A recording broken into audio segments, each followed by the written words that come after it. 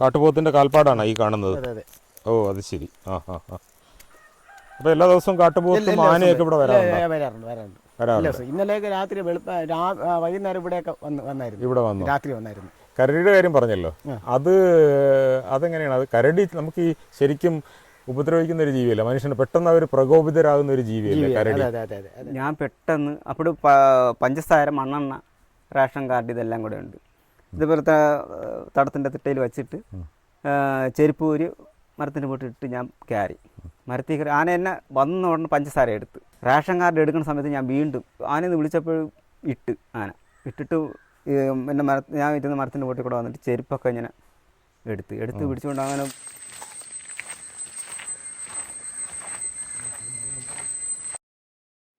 Hello, എല്ലാവർക്കും നമസ്കാരം. നമ്മളങ്ങനെ മറ്റൊരു യാത്രയിലാണ്. യാത്രയുടെ ഭാഗമായിട്ട് ഇന്ന് നമ്മൾ എത്തിച്ചേർന്നിരിക്കുന്നത് പേപ്പാറ വന്യജീവി സങ്കേതത്തിന് അടുത്തുള്ള ഒരു ആദിവാസി ഊരിലാണ്. ഏകദേശം 6 കിലോമീറ്ററോളം ഓഫ് റോഡ് സഞ്ചരിച്ചാണ് ഈ ഒരു ആദിവാസി ഊരിലേക്ക് നമ്മൾ എത്തിച്ചേർന്നിരിക്കുന്നത്.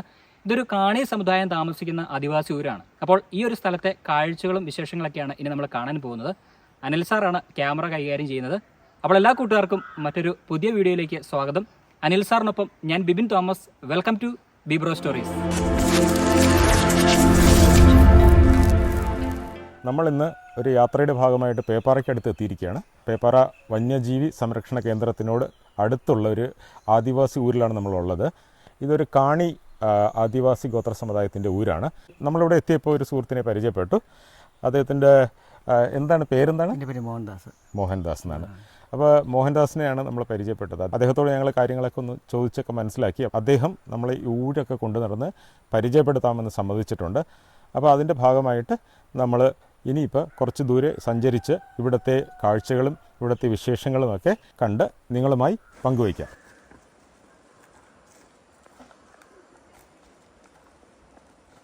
അപ്പോൾ നമ്മളെ ഊര് പരിചയപ്പെടുത്തുന്നതിനായിട്ട് മോഹൻദാസ് നമ്മളെ കൂട്ടിക്കൊണ്ട് വന്നിരിക്കുകയാണ്. അപ്പോൾ നമ്മൾ ഈ ഇവിടെ കുറച്ച് ഭാഗങ്ങളിൽ കൃഷി ഇടങ്ങളൊക്കെ ഉണ്ട്, അതൊക്കെ ഒന്ന് കാണാനായിട്ട് ഇറങ്ങിയതാണ്.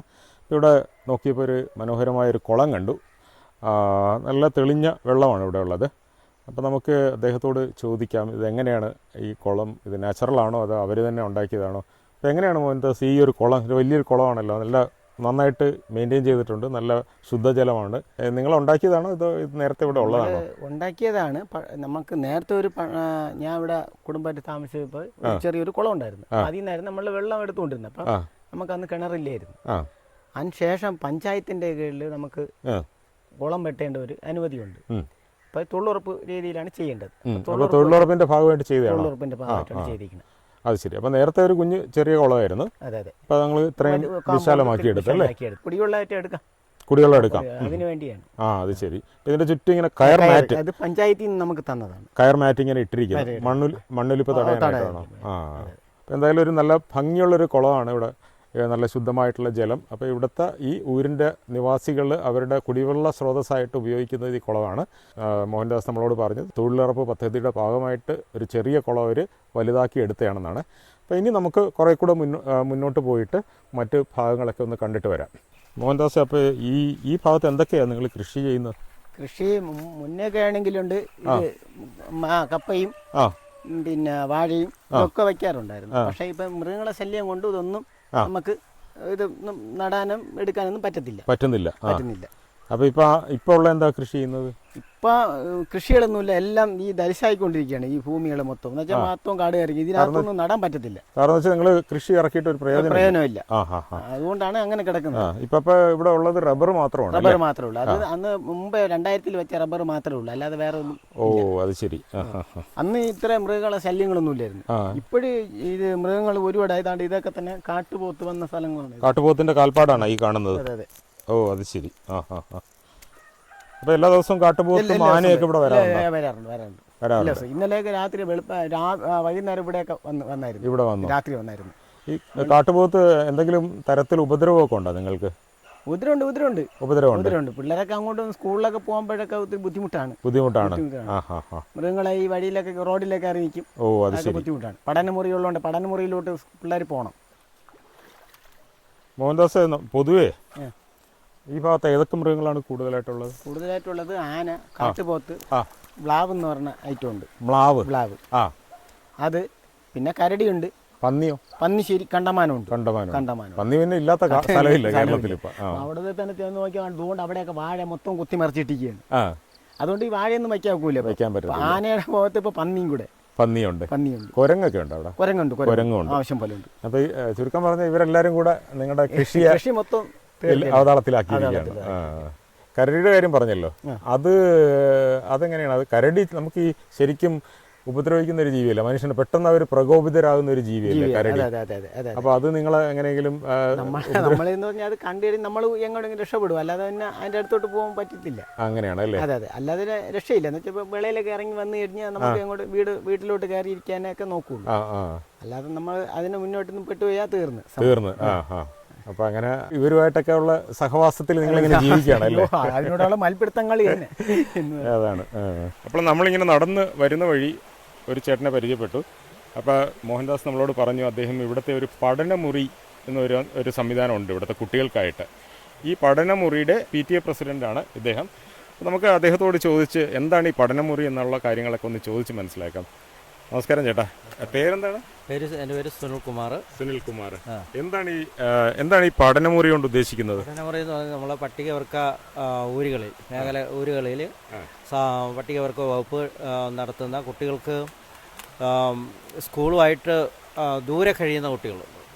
ആ ഊരുകളിലെ കുട്ടികൾക്ക് ട്യൂഷൻ പോകാനോ മറ്റു കാര്യങ്ങൾ പഠിക്കുവാനോ ആയിട്ട് പോകാൻ കഴിയാത്ത ഏരിയയുണ്ട്. അപ്പോൾ ആ ഏരിയകളിലൊക്കെ പട്ടികവർഗ വകുപ്പ് സാമൂഹ്യ പഠനമുറി ആ ഏരിയയിലെ എല്ലാ കുട്ടികളെയും ഉൾപ്പെടുത്തിക്കൊണ്ട് സാമൂഹ്യ പഠനമുറി എന്നുള്ള പദ്ധതി രൂപീകരിച്ചിട്ടുണ്ട്. അതിൻ്റെ ഭാഗമായിട്ട് സർക്കാർ ഇവിടെ അനുവദിച്ചിരിക്കുന്നതാണ് പഠനമുറി. അപ്പോൾ എന്തായാലും ഒരു സന്തോഷകരമായ വാർത്തയാണ്. ഈ ഊരിൽ പൊതുവെ കുട്ടികൾ സ്കൂളിലൊക്കെ പഠിച്ചു കഴിഞ്ഞിട്ട് വീട്ടിൽ വന്ന് പഠിക്കുന്നവർ അവരങ്ങ് ഉഴപ്പും. അപ്പോൾ ഈ ഒരു പഠനമുറി സംവിധാനം എന്തായാലും ഊരിലെ കുട്ടികൾക്ക് പ്രയോജനപ്രദമാണ് അല്ലേ? പിന്നെ സ്കൂളിൽ ഇത് 3:30-4 മണി വരെയുള്ളൂ സ്കൂളിൽ. അത് കഴിഞ്ഞിട്ട് നേരെ ഇവിടെ വന്നിട്ട് ഒരു ലഘുഭക്ഷണമുണ്ട് കുട്ടികൾക്ക്. ആ ലഘുഭക്ഷണം കഴിച്ചിട്ട് 5:30 മുതൽ ഒരു 7-7:15 വരെ ക്ലാസ്സിൽ കാണും. എന്തായാലും ഇത്രയും ഇങ്ങനെയുള്ള നല്ല വാർത്തകൾ കേൾക്കാൻ വളരെ സന്തോഷം. എന്തായാലും നമുക്ക് ഇനിയും കാണാം. അങ്ങനെ നമ്മൾ നടന്ന് ഒരു ചെറിയ അരുവിയുടെ അടുത്ത് എത്തിയിരിക്കുകയാണ്. അപ്പോൾ ഈ അരുവി കടക്കുന്നതിലേക്കായിട്ട് അവരൊരു കമുകിൻ്റെ പാലം ഇട്ടിട്ടുണ്ട്. അപ്പോൾ ഒരു കുറച്ച് ബാലൻസ് ചെയ്തിട്ടൊക്കെ വേണം ഇത് കടക്കാനായിട്ട്, അല്ലെങ്കിൽ നമ്മൾ ഈ വെള്ളത്തിലേക്ക് നിലംപതിക്കും. ഇത് നമുക്ക് സാധാരണ ഇങ്ങനെയുള്ള സ്ഥലങ്ങളിലൊക്കെ എത്തിച്ചേരുമ്പോൾ നമുക്ക് അനുഭവിക്കാൻ കഴിയുന്ന ഒരു കാര്യമാണ് ഇങ്ങനെയൊക്കെയുള്ള പാലം കടക്കലും മറ്റുമൊക്കെ. എന്തായാലും നമുക്ക് കുറച്ചുകൂടെ മുന്നോട്ട് പോവാം.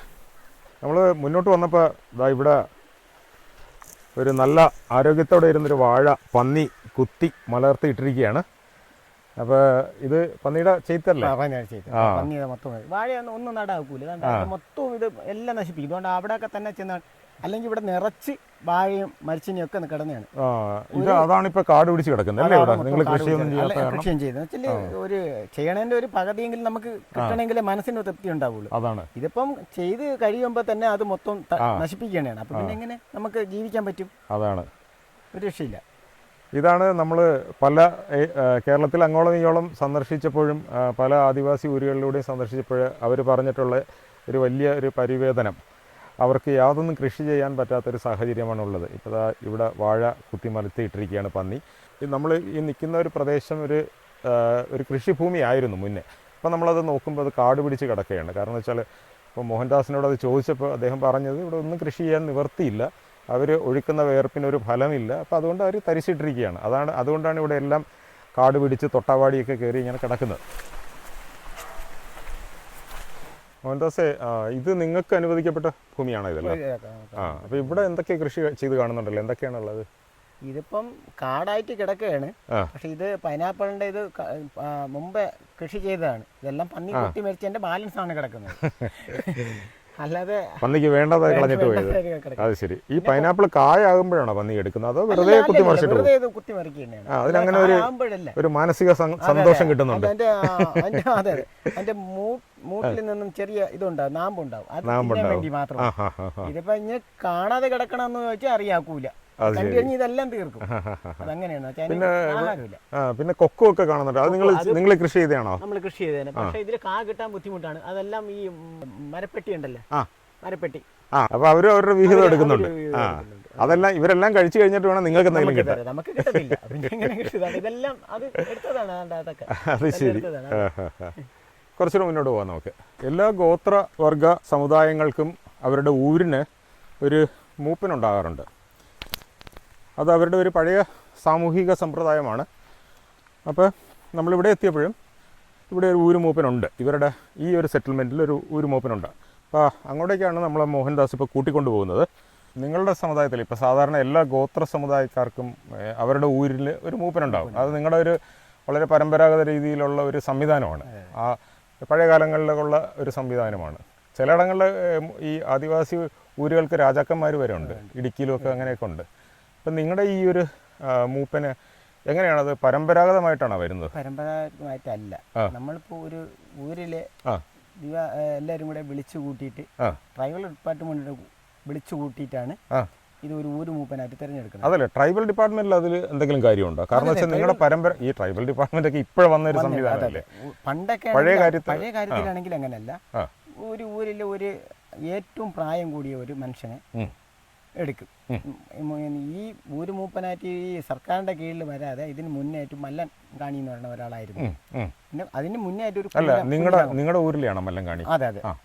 പിന്നെ അപ്പോൾ അങ്ങനെ മറ്റു ഊരുകളിലും ഒരാളുണ്ട്. അങ്ങനെ ഈ അതിന് മുന്നേറ്റ് ഒരു മൂപ്പനുണ്ടായിരുന്നു. അങ്ങനെ കുഞ്ഞിരാമൻ കാണിയായിരുന്നു. അതിന് ശേഷമാണ് മല്ലൻ കാണി. അതിന് ശേഷം ഇപ്പം ഈ സർക്കാരുടെ ബേസിൽ വന്നപ്പോഴത്തേക്ക് ഈ ഒരു എൻ്റെ പ്രായം ഇല്ല, ഒരു പക്ഷേ ഊര് മൂപ്പനായിട്ട് ട്രൈബൽ ഡിപ്പാർട്ട്മെന്റിലും ഇവിടെ കണക്കാക്കി എടുത്ത് വെച്ചിരിക്കണം.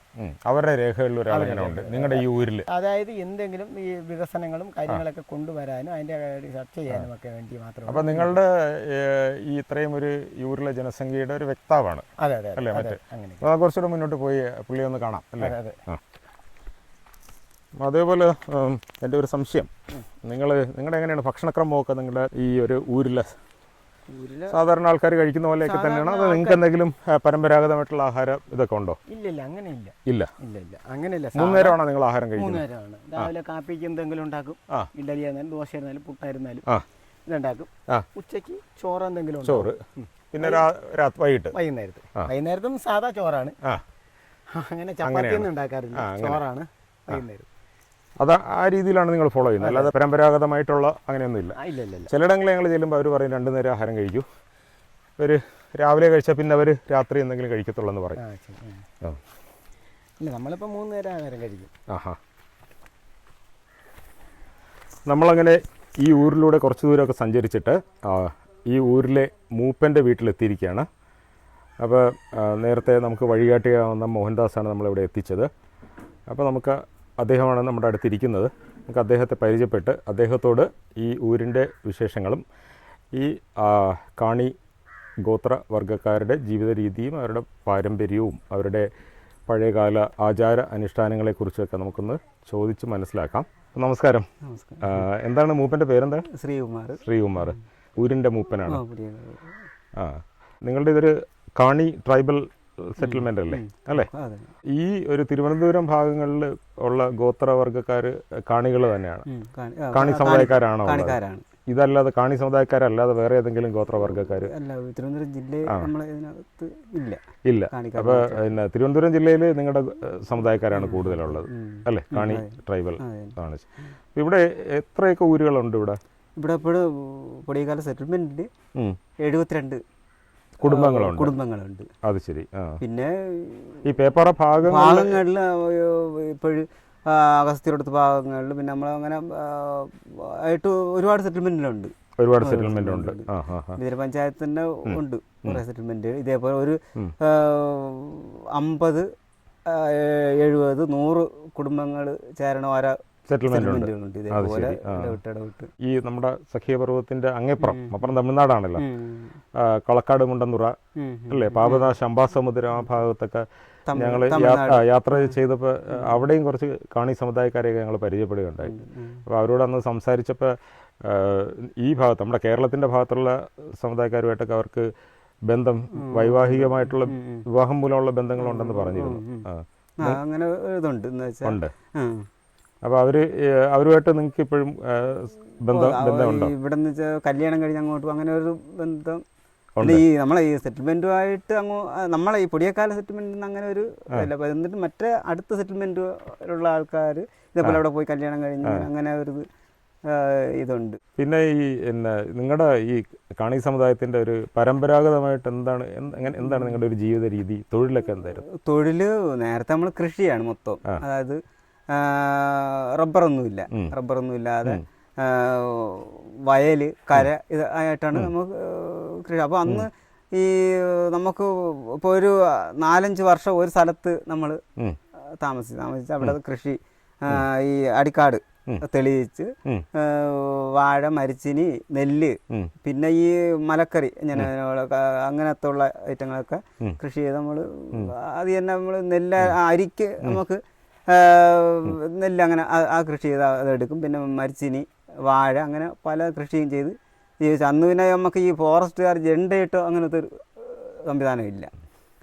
നമ്മൾ ആവശ്യത്തിന് നമുക്ക് സ്ഥലം എടുത്ത് അങ്ങനെ കൃഷി ചെയ്തു. എന്നിട്ട് മറ്റ് മരങ്ങൾ ഇതെല്ലാം അവിടെ നിലനിർത്തിക്കൊണ്ട് തന്നെ എല്ലാം കൃഷി ചെയ്തു. അന്ന് പിന്നെ മൃഗശല്യവും ഇല്ല. അന്ന് അപ്പം നിങ്ങളുടെ പഴയ തലമുറ അപ്പൂപ്പന്മാരും അച്ഛനപ്പൂപ്പന്മാരുടെയൊക്കെ കാലത്ത് ഇങ്ങനെയാണ് നിങ്ങൾ കൃഷി ചെയ്തിരുന്നത്. വനത്തിൽ സ്വാഭാവികമായിട്ടുള്ള വലിയ മരങ്ങൾക്കൊന്നും ക്ഷതമേൽപ്പിക്കാതെ അടിക്കാടുകളൊക്കെ നിങ്ങൾ തെളിച്ച് തീയിട്ട് തെളിച്ച് അവിടെ കൃഷി ചെയ്ത്, അപ്പൊ അവിടെ കുറെ നാൾ ഇങ്ങനെ കൃഷി ചെയ്ത് കഴിയുമ്പോൾ പിന്നെ വേറെടുത്തിട്ടു. അപ്പൊ നിങ്ങൾ ആ ഒരു കൃഷി ചെയ്ത ഭാഗം പിന്നെ അപ്പോഴീ പുല്ല കത്തിച്ച് അതിന്റെ ആ ഒരു വളം കൊണ്ടാണ് ഇത് കൃഷി കൂടുതൽ ഉണ്ടാവണം. പിന്നീട് മറ്റൊരു സ്ഥലത്ത് പോയിട്ട് ഇത് ഈ രീതിയിലാണ് പൊതുവെ ഈ വനവുമായിട്ട് ചേർന്ന് ജീവിക്കുന്ന മനുഷ്യ സമൂഹങ്ങൾ കൃഷി ചെയ്യുന്നത്. നമ്മൾ പല ആദിവാസി ഊരുകളിലൊക്കെ പോയിട്ടുള്ളപ്പോഴും അവരും ഇങ്ങനെയാണ്. അതിന് ഇംഗ്ലീഷിൽ ഷിഫ്റ്റ് കൾട്ടിവേഷൻ എന്നാണ് അത് പറയുന്നത്. അപ്പം അങ്ങനെ ഒരു രീതിയായിരുന്നു നിങ്ങളുടെ അല്ലേ പഴയ കാലത്ത്? നിങ്ങൾ വളരെ പ്രകൃതിയുമായിട്ട് സഹവസിച്ചിരുന്ന ഒരു ആൾക്കാരാണല്ലോ. അപ്പോൾ പുതിയ കാലത്തിൽ വനത്തിൻ്റെ ഉള്ളിൽ നിന്ന് പുറത്തേക്ക് കൊണ്ടുവരാനാണല്ലോ സർക്കാർ ശ്രമിക്കുന്നത്. അപ്പം അങ്ങനെ ഇപ്പം ഈ ഊരും മുന്നേ ഇവിടെ അല്ലായിരുന്നല്ലോ, മുന്നേ വേറൊരു സ്ഥലമായിരുന്നു. അപ്പൊ നമ്മുടെ പേപ്പർ ഡാം കെട്ടുമ്പോൾ നിങ്ങൾ ഇങ്ങോട്ടേക്ക് ഷിഫ്റ്റ് ചെയ്തായിരുന്നു ചെയ്തത് അല്ലേ? കുടിയൊഴിപ്പിച്ചാണ് ചെയ്തത്. ഇവിടെ വന്ന ശേഷമാണ് ഈ ജണ്ടയും. പിന്നെ മൂപ്പന് എത്ര വയസ്സുണ്ട്?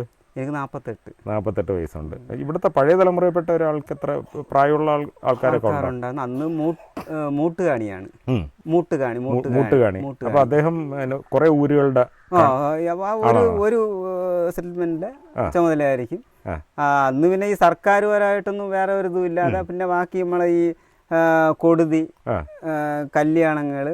അന്നത്തെ കാലത്ത് നിങ്ങളുടെ ഈ സമുദായത്തിന്റെ ഉള്ളിലെ കോടതിയൊക്കെ മൂപ്പനാണ് അതാണ് അല്ലേ? അപ്പൊ അങ്ങനെ വന്നപ്പോഴും പ്രായമുള്ള ആളായിരിക്കും. പിന്നീട് ആ മൂട്ടുകാണി കാലം കഴിഞ്ഞ പിന്നെ വേറെ ഒരാൾക്ക് അങ്ങനെ ഇത്.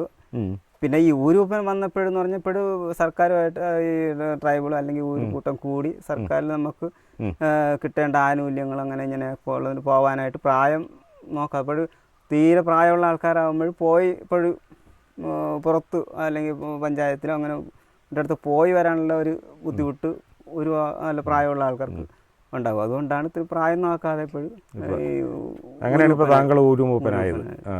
ചെറിയ കാലത്തിലൊക്കെ അന്നത്തെ ഒരു തലമുറയുടെയൊക്കെ ഒരു പ്രത്യേകിച്ച് വിവാഹം അങ്ങനെയൊക്കെ ഉള്ള ആ ചടങ്ങുകളൊക്കെ എങ്ങനെയാണ് നിങ്ങളുടെ സമുദായത്തിലുള്ളത്? അത് ഓർത്തെടുക്കാൻ പറ്റുന്നുണ്ടോ? അന്ന് കല്യാണങ്ങളൊക്കെ പിന്നെ ഇത്രത്തോളം ആഡംബരമായിട്ടൊന്നും അല്ല, ഉരുപ്പൊടിയൊന്നും അല്ലാത്ത രീതിയിൽ ഉള്ള കല്യാണങ്ങൾ ആണ് നടത്തുന്നത്. അന്ന് പിന്നെ ഈ മുറ അനുസരിച്ച് തന്നെ കല്യാണം.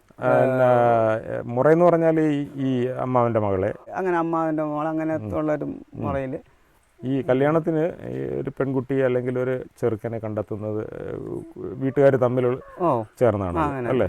നിങ്ങളുടെ ഇടയിൽ ജാതകം അങ്ങനെയൊക്കെ ഉള്ളതുണ്ടോ? ജാതകം നോക്കല് അങ്ങനെയൊക്കെ ഉണ്ടോ? ഇല്ല. പൊതുവേ നിങ്ങളുടെ ഈ ഊരിൽ നന്നായിട്ട് പഠിപ്പൊക്കെ കിട്ടി ജോലിയൊക്കെ ചെയ്യുന്ന നല്ല രീതിയിൽ ജോലിയൊക്കെ കിട്ടിയ ആൾക്കാരൊക്കെ ഉണ്ടോ? ഉന്നതമായ ജോലികൾ?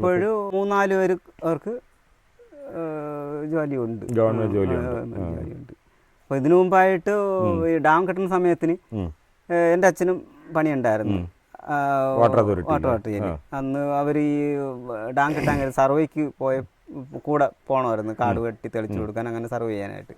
അങ്ങനെ നടന്നവർക്ക് 10 പേര് സ്ഥിരമായിട്ട് കോളേജിൽ പോകുന്ന കുട്ടികളൊക്കെ ഇവിടെ ഉണ്ടോ? ഉണ്ട്.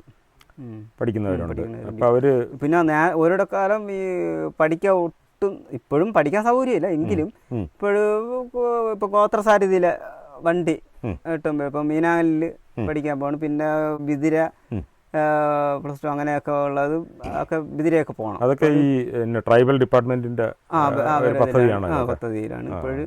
അപ്പം അങ്ങനെ പിന്നെ പഠനമുറി ഒന്ന് വൈകുന്നേരം ഇപ്പം ട്യൂട്ടോറിൽ ഇവിടെ ഇങ്ങനെ കയറി വന്ന കുട്ടികൾ പഠനമുറിയിലേക്ക് പോകുന്നത് അങ്ങനെ ഒരു ഇത് വന്നപ്പോഴും ആ സംവിധാനമുണ്ട്. അങ്ങനെ വൈകുന്നേരം ഒരു സംവിധാനം അങ്ങനെയൊക്കെ വന്നപ്പോൾ കുറച്ചൊരു ഇതാണ്. പിന്നെ ഇനി ഇപ്പം കുറച്ച് എങ്ങനെ മൊബൈൽ വഴിയൊക്കെ ഇതായിട്ട് പിന്നെ നെറ്റ് ആയിട്ട് ബന്ധപ്പെട്ടുള്ള റേഞ്ച് ആയിട്ട് പ്രശ്നങ്ങളുണ്ട്.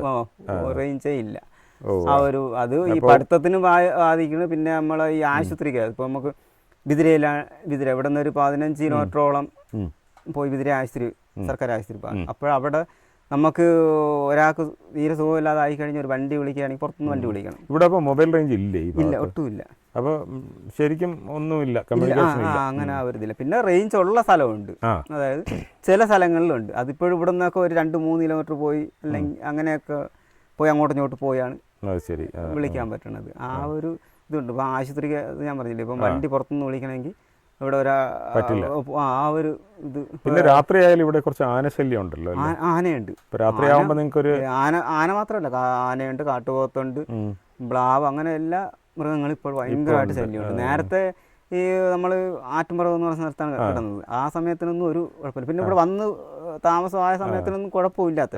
പക്ഷേ ഇപ്പോൾ ഭയങ്കരമായിട്ട് ഇത് ശല്യം വന്നിരിക്കുകയാണ്. നമ്മൾ പിന്നെ മെയിൻ റോഡിൽ നിന്ന് ഇങ്ങോട്ട് നിങ്ങളുടെ ഊരിലേക്ക് വരുന്ന വഴി കുറേ വനത്തിനുള്ളിലൂടെയാണല്ലോ റോഡ് കിടക്കുന്നത്, ഇങ്ങോട്ടുള്ള റോഡ് കിടക്കുന്നത്.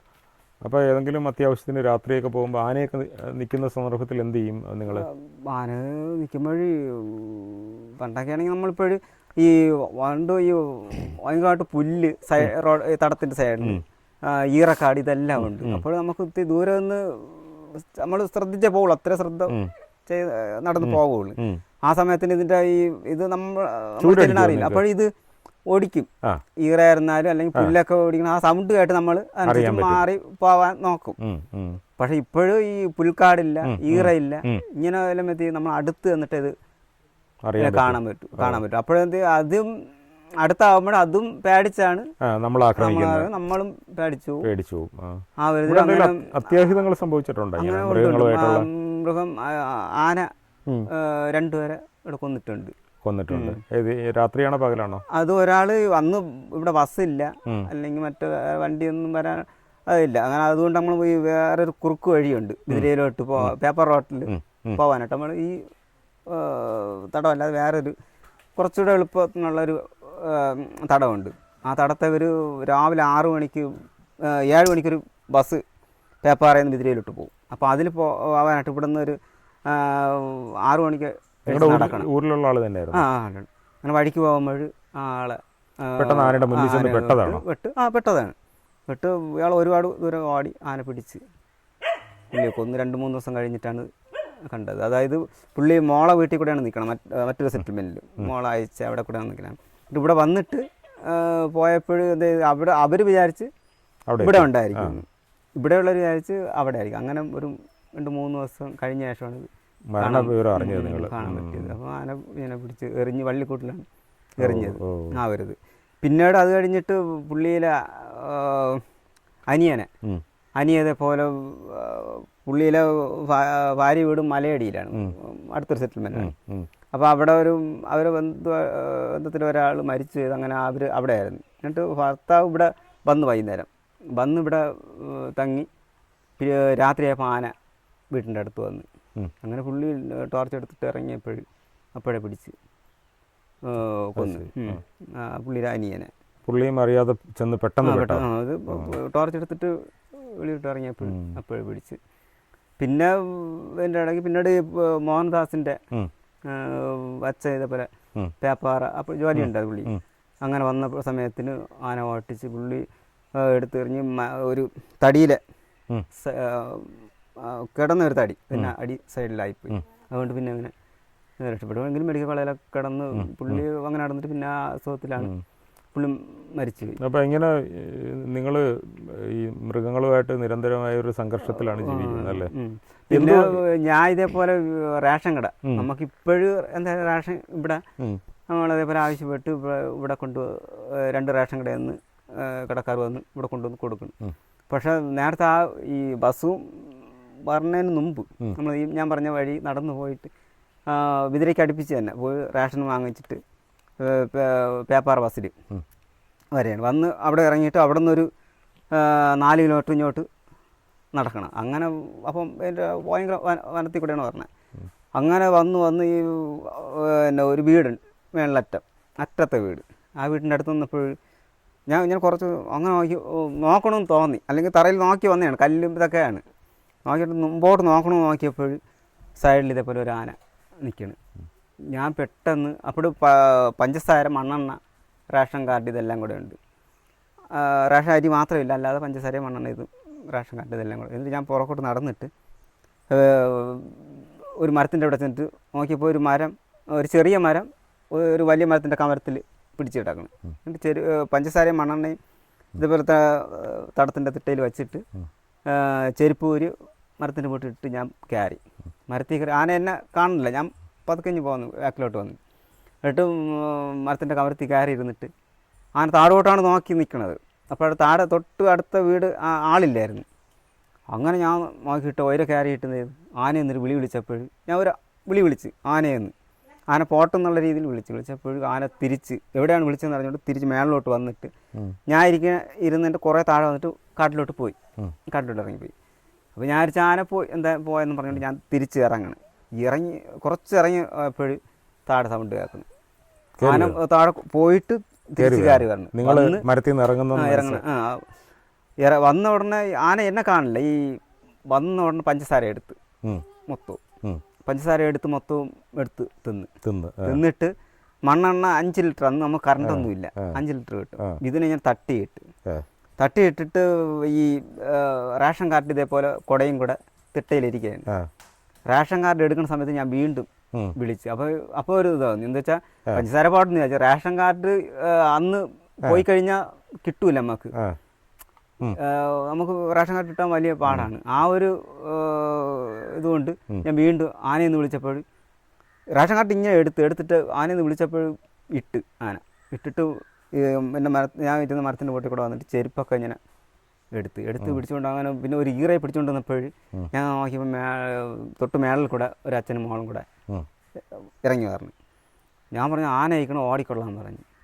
ഇവരങ്ങ് മോളിലോട്ട് തേരിയിലോട്ട് ഓടി, ആന മറ സൈഡിലോട്ട് ഓടി അങ്ങ് പോയി. അതും കഷ്ടിച്ചാണ് ഇഷ്ടപ്പെട്ടത്. പിന്നെ അതിൻ്റെ അടുത്ത് തന്നെ അതിന് ശേഷം ഒരാളിപ്പം പുറത്തുനിന്ന് ഈറ വെട്ടാൻ വരും. അങ്ങനെ ഈറ വെട്ടിക്കൊണ്ട് വിൽക്കുന്ന ആൾക്കാർ, അങ്ങനെ ഒരാൾ ഇവിടെ വന്ന് ഈറ വെട്ടിയിട്ട് ഇതേപോലെ ഈറ വെട്ടാൻ വന്ന സമയത്തിനാണ് ആന പിടിച്ച് ഈറ ഉണ്ണകത്ത് എറിഞ്ഞിട്ടിരുന്നത്. ഇത് ആരും കണ്ടില്ല. എന്നിട്ട് വൈകുന്നേരം എറിഞ്ഞിട്ടപ്പോൾ പുള്ളി മരിച്ചു. പക്ഷേ ഇത് എന്നിട്ട് വൈകുന്നേരം ആയപ്പോൾ അങ്ങനെ വീട്ടിൽ നിന്ന് ആൾക്കാർ തിരക്കി ഇവിടെ വന്നിട്ട് രാത്രി ഫുള്ളായിട്ട് തേടി പിറ്റേന്ന് രാവിലെയാണ് കണ്ടത്. അത് പുറത്തുള്ള ഒരാൾ, അത് തൊട്ടടുത്ത് തന്നെ ഈ ഞാൻ പറഞ്ഞ വഴിക്ക് വെച്ച് 2 പേരെ കൊന്നു. ഈ വീട്ടിൻ്റെ ഇടയിൽ ഒരാളെ, പിന്നെ ഇങ്ങനെ മോനാസിന്റെ നേരത്തെ പിന്നെ ബ്ലാവ് ആക്രമിച്ചത്. അല്ല, നേരത്തെ മൂപ്പൻ എന്നോട് പറഞ്ഞു പണ്ട് ഇവിടെ ആനയൊന്നും വരത്തില്ലായിരുന്നു, ഇപ്പം ആന വരുന്നുണ്ട്. എന്തുകൊണ്ടാണ് ആന ഇങ്ങനെ വരുന്നത്? അയ്യോ, വനം യഥാർത്ഥം പറഞ്ഞാൽ നശിച്ചു പോയി. വനത്തിൽ ഇതിന് പിന്നെ ഇപ്പോഴത്തെ ശല്യം ആവാൻ കാരണം വനത്തിൽ ഇതിന് ആഹാരമില്ല. അത് ആഹാരം ഇല്ലാത്ത കാരണം എന്താണ്? ആഹാരമില്ലെന്ന് പറഞ്ഞു കഴിഞ്ഞാൽ അത് അതിനുള്ള ഈറ്റയില്ല, ഈറയില്ല, മുളയില്ല, ഈ പുല്ലില്ല. അപ്പൊ പിന്നെ അവരിങ്ങോട്ട് ഇറങ്ങിയാണ്, അതിങ്ങനെ ഇറങ്ങണം. അതിനും ആഹാരം ഇല്ലാതെ ഇതിപ്പോഴും അങ്ങ് നാട്ടിലോട്ട് ഇറങ്ങി തുടങ്ങിയത്. വംശവും വർദ്ധിച്ചു, അത് അതായി. പിന്നെ നമുക്ക് കുറേ ഐറ്റം കിഴങ്ങുകളുണ്ട് വനത്തിൽ. അപ്പൊ അത് നമുക്കും എടുത്ത് കഴിക്കാൻ പറ്റും. ഈ ഇത് കാട്ടിലെ ഇപ്പം പന്നി അങ്ങനെയൊക്കെ ഉള്ള കുറേ ഇതൊക്കെ കിഴങ്ങ് വർഗ്ഗങ്ങളൊക്കെ തിന്നും. അപ്പോൾ അങ്ങനത്തെ ഇതെല്ലാം നശിച്ചുപോയി. പിന്നെ നിങ്ങളുടെ ഈ പരമ്പരാഗതമായിട്ടുള്ള ഒരു പിന്നെ വീടുകളൊക്കെ അതെങ്ങനെയായിരുന്നു? അത് പുല്ല് വെച്ചിട്ടുണ്ടാക്കുന്നതാണോ? ഈറ വെച്ചിട്ട് നമ്മൾ വേയ് എന്ന് പറയും. എന്താണ് ബേ? വേയ് എന്ന് പറയും. ഈറയുടെ ഇലക്കാണോ അത്? ഇലയാണ് എടുത്ത്, ഇലയും ഈറയും ചേർത്തുകൊണ്ട് പിന്നെ അത് നിങ്ങൾ ബേ എന്നാണോ പറയുന്നത്? വേയ് എന്നാണ് പറയുന്നത്. ഇപ്പൊ അങ്ങനെ ഈറ ഇല്ല അല്ലേ? ഇപ്പൊ ഈറ ഇതില് ആ ഷെഡ് അത് കണ്ട, അതില് ഈറയാണ് അതിന്റെ അടി സൈഡിൽ ഇട്ടിരിക്കുന്നത്. പക്ഷെ പണ്ടൊക്കെ ആണെങ്കിൽ ഈറ ഈ പറഞ്ഞാണെങ്കിൽ ഈറ വീട് വെച്ചിട്ട് അതിൽ 2-3 മുറിയൊക്കെ തീർത്ത് ഇതിൽ തന്നെ എപ്പോഴും ആഹാരമൊക്കെ വെച്ച് എപ്പോഴും ഈ നമ്മൾ തീ കായും. ഇപ്പോഴും അങ്ങനെ ഫുള്ളായിട്ട് തീ കായും. ഇപ്പം പനി വന്നാലും ഇപ്പോഴാരും തീ കായണില്ല. ഇത് ചെറിയ കൊള്ളിയെ കൊണ്ടിട്ടിട്ട് അപ്പം വയസ്സായ തീ കായും അതിൻ്റെ കൂടെ നമ്മളും തീ കായും. ഈ തീ ഈറയില് അടിച്ചത് സെറ്റായിട്ടിരിക്കും. ഇതിന്റെ പുക ഇതുമായിട്ടൊക്കെ പിടിച്ചപ്പോൾ അതെങ്ങനെ കാലകാലം നിന്നോളൂ. പക്ഷെ അത് അതിൽ കിടക്കാനൊക്കെ എല്ലാം ഭയങ്കര സുഖമാണ്. പക്ഷെ ഇപ്പോഴത്തെ ഈ മൃഗത്തെ ശല്യം കാരണം നമുക്ക് ഇപ്പോഴും പറഞ്ഞു കഴിഞ്ഞാൽ ഇപ്പോഴും സുരക്ഷിത പറഞ്ഞ കെട്ടിടങ്ങളാണ്. ആ ഒരു ഇതില്ല, നമുക്ക് സുഖം അതാണ്. എങ്കിലും രാത്രി ഇപ്പോൾ ഇതേപോലത്തെ ഒരു ഷെഡിൽ അല്ലെങ്കിൽ ഈറയിലെ ഷെഡിൽ കിടന്നു കഴിഞ്ഞാൽ ഇത് വന്ന് നമ്മൾ ഉറക്കത്തിൽ ഇത് വീട് മറിച്ചിട്ട് ആളെയും കൊല്ലും. ആ ഒരു പിന്നെ ഈ നിങ്ങളുടെ ഈ കാണി സമുദായത്തിന്റെ ഒരു മരണപ്പെട്ടാൽ എങ്ങനെയാണ് അതിന്റെ ഒരു ചടങ്ങൊക്കെ നടക്കുന്നത്? ഇപ്പം ഒരാളിപ്പോൾ വയസ്സായിട്ട് അല്ലെങ്കിൽ അങ്ങനെ മരിച്ചു കഴിഞ്ഞാൽ ചടങ്ങ് എപ്പോഴും ഒരാൾ മരിച്ചു പോകുമ്പോൾ നമ്മളെ ബന്ധുക്കളെയൊക്കെ നിങ്ങൾ എങ്ങനെയാണ് അത് മണ്ണിൽ അടക്കം ചെയ്യുകയാണോ അത് ദഹിപ്പിക്കുകയാണ്? അടക്കണതാണ്. അടക്കുന്നത് അല്ലാതെ നമ്മൾ ചിതയൊരുക്കി ദഹിപ്പിക്കുന്നത്. പക്ഷെ ഇപ്പൊ നടക്കണ്. പക്ഷെ അടക്കണതാണ് നമുക്ക് നമ്മളെ ചടങ്ങ് ചെയ്യാൻ പറ്റുള്ളൂ. പക്ഷെ ഇപ്പോഴും സംസ്കാരം ഉണ്ട്. ചിതയൊരുക്കി സംസ്കാരം ഉണ്ട്. അങ്ങനെ ദഹിപ്പിക്കുമ്പോൾ പിന്നെ നമുക്ക് അസ്ഥി കൊണ്ടുപോകണം. അപ്പൊ നമ്മളിൽ നിന്നുള്ള ചടങ്ങുകളും മാറിപ്പോവേ. നിങ്ങളുടെ എങ്ങനെയാണ് ഒരാളെ നിങ്ങൾ മണ്ണിൽ അടക്കം ചെയ്ത് കഴിഞ്ഞാൽ, മരിച്ച ഒരാളെ അടക്കം ചെയ്ത് കഴിഞ്ഞാൽ പിന്നെ എന്തൊക്കെ ചടങ്ങുകളുണ്ട്? പിന്നെ ഇപ്പോൾ നമുക്ക് ഒരു വൈദ്യം കാണും. അതായത് നമുക്കൊരു കർമ്മി ഈ മനസ്സിലായി നിങ്ങളുടെ ഒരു കർമ്മം നടത്തുന്ന ഇപ്പോഴും ആ സെറ്റിൽമെന്റിൽ ഒരാളെ 2 പേരെ കാണും. അപ്പൊ ആ സെറ്റിൽമെന്റിൽ അങ്ങനെ ഒരാളില്ലെങ്കിൽ മറ്റൊരു സെറ്റിൽമെന്റിൽ ആളെ വിളിച്ചിട്ട് എന്നിട്ട് നമ്മൾ ഈ ചടങ്ങിന് അപ്പോഴും നമ്മൾ ആ വീട്ടുകാർ സ്ഥലം പറഞ്ഞു കൊടുക്കും. ഇന്ന ഭാഗത്ത് നമുക്ക് അടക്കണം, എവിടെയാണ് അടക്കാം. അപ്പോഴവിടെ പറഞ്ഞു കൊടുത്തിട്ട് കുഴി വെട്ടാൻ 7 വരെ കുഴി വെട്ടാനായിട്ട് പറഞ്ഞ ഏർപ്പാട് ചെയ്തിട്ട് കുഴി വെട്ടിയിട്ട് പിന്നെ എന്നിട്ട് ആ കർമ്മി തന്നെ പിന്നെ എന്നിട്ട് ബോഡി എടുക്കുന്നതിന് മുമ്പായിട്ട് അവർ ആൾക്കാരെ ബന്ധുക്കളെ കൂട്ടിയിട്ട് പിന്നെ വേണ്ടപ്പെട്ടവർ വന്ന് ബോഡി എടുത്ത് കൊണ്ടുവന്ന് പുറത്ത് പണ്ടൊക്കെ ഈ പന്തലൊന്നും വിടൂല, അല്ലാതെ തേങ്ങ, അരി ഇച്ചിരി കരിക്കും വെള്ളം വെച്ചിട്ട് ഇതാണ് നമ്മൾ ബോഡി അടക്കുമ്പോൾ വായിക്കപ്പുറം ഈ അരി തേങ്ങയും കൂടെ ഇട്ടിട്ട് വായിൽ വെള്ളം കിട്ടും. അങ്ങനെ സാധാരണ ഒരു രീതിയിൽ സഞ്ചയനമൊക്കെ ഉണ്ട് പൊതുസമൂഹത്തിൻ്റെ ഇടയിൽ. സഞ്ചയനം, പിന്നെ അടിയന്തരം, അങ്ങനെയൊക്കെ. അങ്ങനെയുള്ള ചടങ്ങുകൾ നിങ്ങളുടെ ഇടയിലുണ്ടോ? ഉണ്ട്. 16-ന് ഇപ്പോഴും അന്ന് അടക്കം കഴിഞ്ഞ് ഒരു 3-ന്റെ അന്ന് 3 കുളി ഒരു ഉണ്ട്. അപ്പോൾ വലിപ്പ് വെച്ചിട്ട് ഇത് ചാവിന് ഒരു ചോറൊക്കെ വെച്ചിട്ട് പിന്നെ 16-ന് ചടങ്ങ്. അന്ന് ഈ ചാവിന് ആഹാരം വെച്ച്, അതായത് ചോറും കറിയൊക്കെ വെച്ചിട്ട് ചാവിന് കൊടുക്കും. ഇതൊക്കെയാണ് നിങ്ങളുടെ മരണാനന്തര ചടങ്ങുകൾ.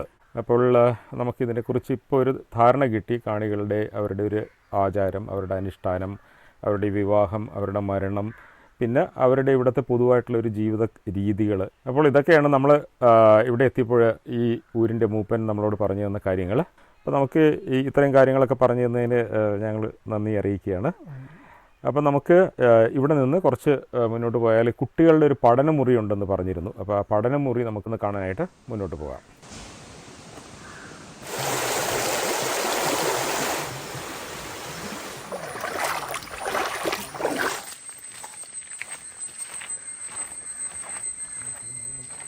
നേരത്തെ നമ്മളൊരു പഠനമുറിയെക്കുറിച്ച് സൂചിപ്പിച്ചിരുന്നില്ലേ? ഇപ്പം നമ്മൾ അവിടെ എത്തിച്ചേർന്നിരിക്കുകയാണ്. ഈ പഠനമുറി എന്ന് പറയുന്നത് ഒരു പുതുമയാർന്ന ഒരു കൺസെപ്റ്റാണ്. ഇത് ട്രൈബൽ ഡിപ്പാർട്ട്മെൻറ്റ് ഗോത്രവർഗ ഊരുകളിൽ ഏർപ്പെടുത്തിയിട്ടുള്ള ഒരു പുതുമയാർന്ന ഒരു സംവിധാനമാണ് ഈ പഠനമുറി എന്ന് പറയുന്നത്.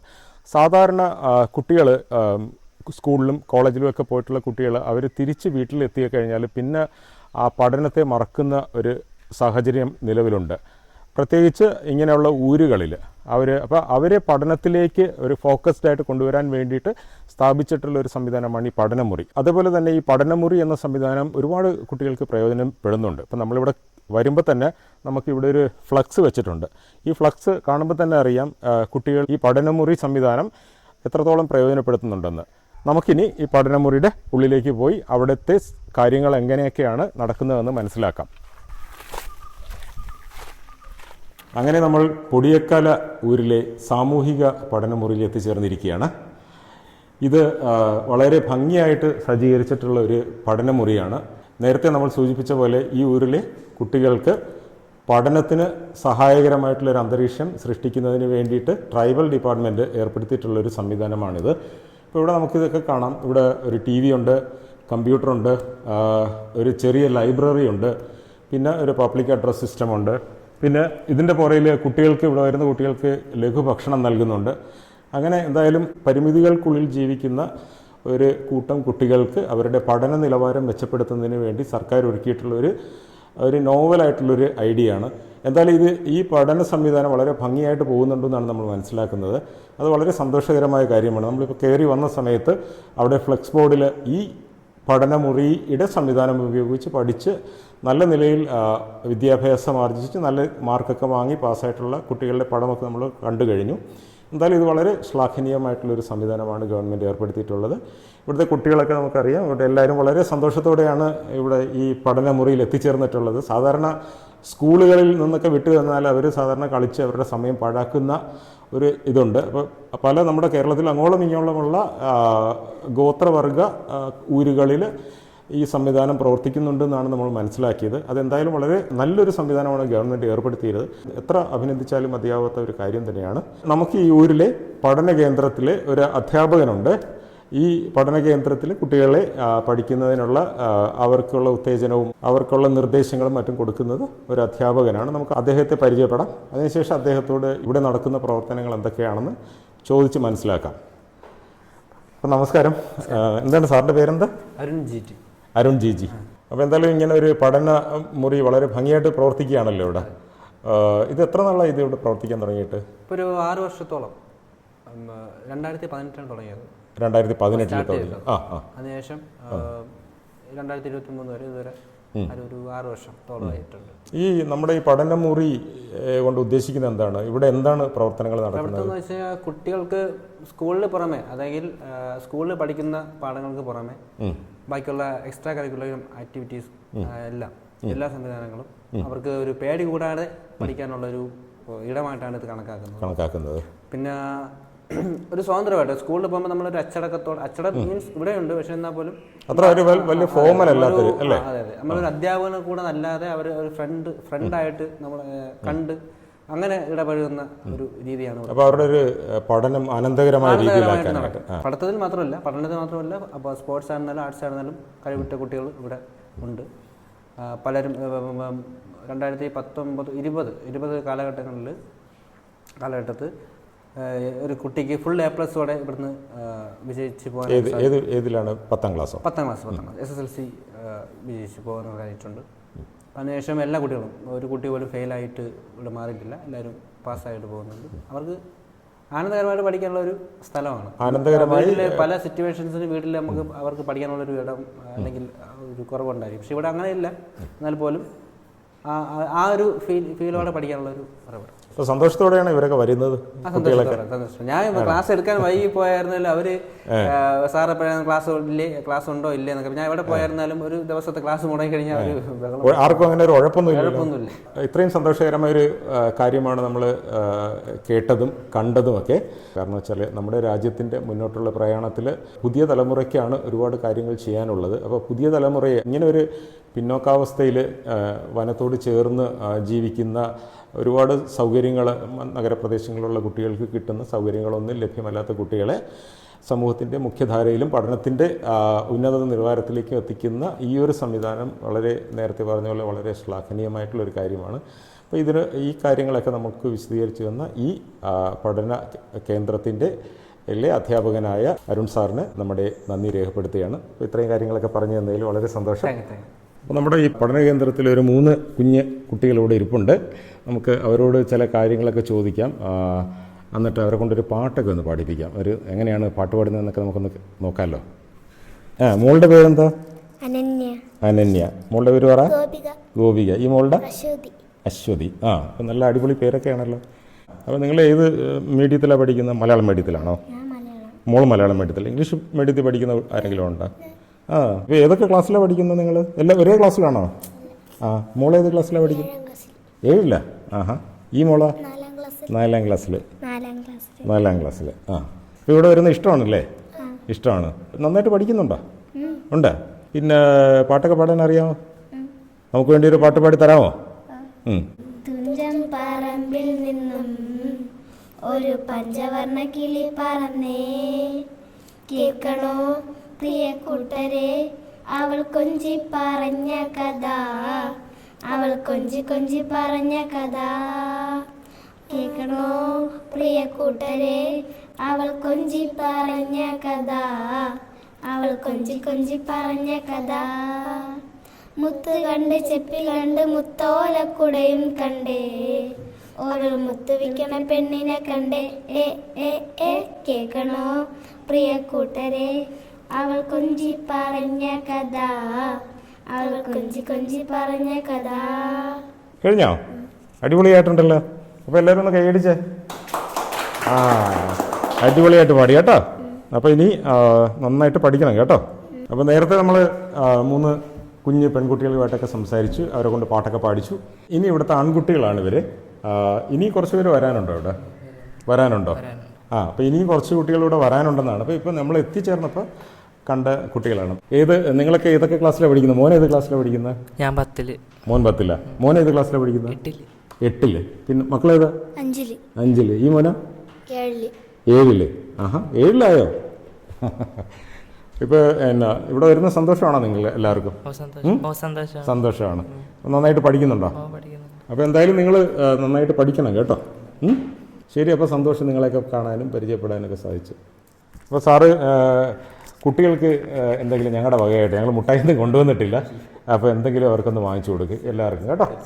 സാറ് നിങ്ങൾക്ക് മിഠായിയൊക്കെ വാങ്ങിച്ചു തരും കേട്ടോ. അതിന് ശരി. അപ്പോൾ ഇത് ഞങ്ങളുടെ വകയായിട്ട് കേട്ടോ. അപ്പോൾ ഞങ്ങൾ പോട്ടെ. ടാറ്റാ. ശരി. അപ്പോൾ എന്തായാലും നമ്മളങ്ങനെ ഈ പൊടിയേക്കാല ഊരിൽ നിന്ന് തിരിച്ചു പോവുകയാണ്. അപ്പോൾ ഇത്രയും നേരം നമ്മളോട് സഹകരിച്ച നമ്മുടെ മോഹൻദാസ് ചേട്ടൻ ഒരുപാട് നന്ദി ഈ ഒരു അവസരത്തിൽ പറയുകയാണ്. പിന്നെ ഏറ്റവും വലിയൊരു സന്തോഷം എന്ന് പറഞ്ഞാൽ ഇദ്ദേഹത്തിന് 50 വയസ്സുണ്ട്? 50 വയസ്സിലേക്ക് എത്തിയിരിക്കുകയാണ്. കണ്ടു കഴിഞ്ഞാൽ പറയാം സാറേ. ഞാൻ മോഹൻദാസിന് ഒരു 30-35 വയസ്സ്. ഞാൻ 38 മാക്സിമം കൂട്ടിക്കും.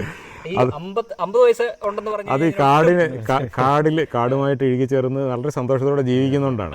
അദ്ദേഹം വന്നപ്പോൾ പറഞ്ഞൊരു കാര്യമാണ്, ഇത്രയും കാലം വരെ നല്ല ഫുഡ് അല്ലേ, കാട്ടുകിഴങ്ങും കാര്യങ്ങളൊക്കെ കഴിച്ചാണ് ജീവിച്ചുകൊണ്ടിരുന്നത്. പിന്നീട് കുറച്ച് മുന്നോട്ട് വന്ന സമയത്തൊക്കെയാണ് ഫുഡിന്റെ ക്രമങ്ങളൊക്കെ മാറി തുടങ്ങിയത്. നമ്മുടെ അരി ആഹാരങ്ങളിലേക്കൊക്കെ എത്തുകയും അല്ലെ, അപ്പോൾ ഷുഗറും പ്രഷറൊക്കെ വന്നു തുടങ്ങി. ആദ്യകാലങ്ങളിൽ ഇതൊന്നും ഒരു പ്രശ്നമില്ല. ഇഷ്ടംപോലെ പണി ചെയ്തിട്ടുള്ള ആൾക്കാരാണ്. പിന്നെ ഈ പറയണ കാട്ടുകിഴങ്ങ് അതും ഇതൊക്കെ കഴിച്ചോണ്ടേ, അതുകൊണ്ട് വലിയ പ്രശ്നങ്ങളൊന്നും ഇല്ല. അതുവെച്ചാല് അത് കാട്ടുകിഴങ്ങ് മാത്രമല്ല, ഇഷ്ടംപോലെ കൃഷികളൊക്കെ ചെയ്തിട്ടുണ്ട്. കൃഷികളെന്ന് വെച്ചാൽ മരിച്ചീനി, വളങ്ങളൊന്നും ഇല്ലാതെ മരിച്ചീനി, കരവിത്ത്, നെല്ല് ഒക്കെ നമ്മൾ അത് തന്നെ നമ്മൾ പുറത്ത് മെല്ലി കൊണ്ടുപോകാതെ ഇവിടെ വെച്ച് തന്നെ നെല്ല് കുത്തി അങ്ങനെ കഴിച്ചോണ്ട് അതിൻ്റെ അത് ഇപ്പോഴത്തെ അരിയുടെ പിന്നെ ചോറ് ഊറ്റി അതിൻ്റെ വെള്ളം കുടിക്കാൻ വിഷങ്ങൾ അതിലൊക്കെ ചേരാറുണ്ട്. പക്ഷെ അന്നൊക്കെ അതില്ല. സ്വന്തമായിട്ട് അത് കൃഷി ചെയ്തുണ്ടാക്കുന്ന സാധനം തന്നെ നമ്മളത് അതിന്റെ വെള്ളം തന്നെ കൂടുതലും കഴിക്കുക. എന്ന് വെച്ചാൽ നമ്മളിപ്പം ഇപ്പോഴും പതിമുഖത്തിന്റെ പട്ടയൊക്കെ ഇട്ടാണല്ലോ വെള്ളം കുടിക്കുന്നത്. പക്ഷെ അത് അന്ന് അങ്ങനല്ല. അന്ന് ഈ നെല്ലിൽ അരി വേവിച്ച് അതിലെ വെള്ളമാണ് നമ്മൾ കുടിക്കാറ്. അതെ. അപ്പോൾ എന്തായാലും മോഹൻദാസ് വളരെ സന്തോഷം. നമ്മൾ വളരെ യാദൃശ്ചികമായിട്ടാണ് മോഹൻദാസിനെ കണ്ടത്. അപ്പോൾ മോഹൻദാസ് ഇല്ലായിരുന്നെങ്കിൽ നമുക്ക് ഇവിടുത്തെ ഒരു കാര്യം നമുക്ക് അറിയാനായിട്ട് സാധിക്കില്ലായിരുന്നു. മോഹൻദാസ് നമ്മളെ മൂപ്പിൻ്റെ അടുത്ത് കൊണ്ടുപോയി ഈ പഠനമുറി കൊണ്ടുവന്നു. പിന്നെ അവരുടെ കൃഷിയും മറ്റു കാര്യങ്ങളും ഒക്കെ നമുക്ക് പറഞ്ഞു തന്നു. അപ്പോൾ മോഹൻദാസ് വളരെ നന്ദി. നമുക്ക് കാണാൻ സാധിച്ചാൽ നമുക്ക് ഇനിയും ബന്ധപ്പെടാം. ആന ഇറങ്ങുന്നതിന് മുമ്പ് സ്ഥലം കാലിയാകണം. ഇനിയിപ്പോ 5-6 ആകുമ്പോഴത്തേനും ആനകളുടെ ഒരു കേന്ദ്രമായിരിക്കും. നിങ്ങൾ വൈകിട്ട് സമയങ്ങളിൽ അങ്ങനെ പുറത്തേക്ക് പോകാറില്ല? പിന്നെ അത്യാവശ്യങ്ങൾ മാത്രമേ പോകുള്ളൂ, അല്ലെങ്കിൽ പോകില്ല. അപ്പോൾ ശരി എന്നാ. നമസ്കാരം. ഓക്കെ, ശരി എന്നാ. നമസ്കാരം. അത് സാരമില്ല, ഞങ്ങളിങ്ങനെ പോകുമ്പോൾ ഒരു സന്തോഷത്തോടെ എല്ലാവർക്കും കൊടുക്കുന്നതാണ്.